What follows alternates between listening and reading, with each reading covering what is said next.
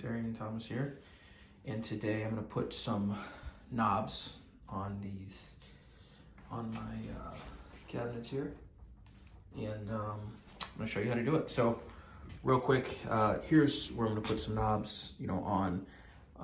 It's not too complicated. So obviously I have my screw here. So the screw is actually going to come through the back here, right? So it's going to come through the back here. I'm going to drill a hole through. So the reason why it's important, so if you notice here, you want this to still sit flush, right? So you want to make sure that that isn't just sitting on that like that, because it won't obviously close all the way. So you just want to make sure that you're bringing your hole just a little bit lower than that.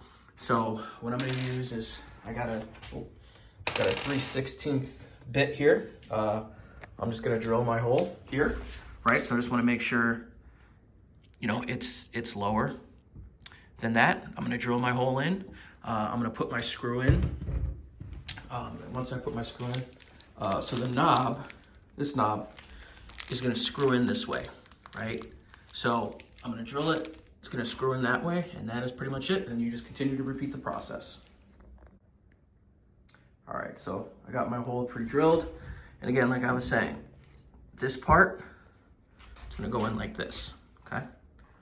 It's gonna go in like this. So this part sits out like this, and it's gonna sit out a little bit, just like that.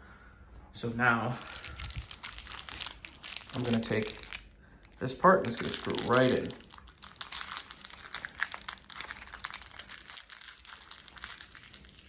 All right, so I'm gonna take this end, and I'm gonna screw this end into there, and I'm gonna make sure it's tightened up. Again, you don't have to torque it, but you just wanna make sure that it's snug. All right, also what I like to do is obviously I have a screwdriver here, right? So I'll just get it started from the back here.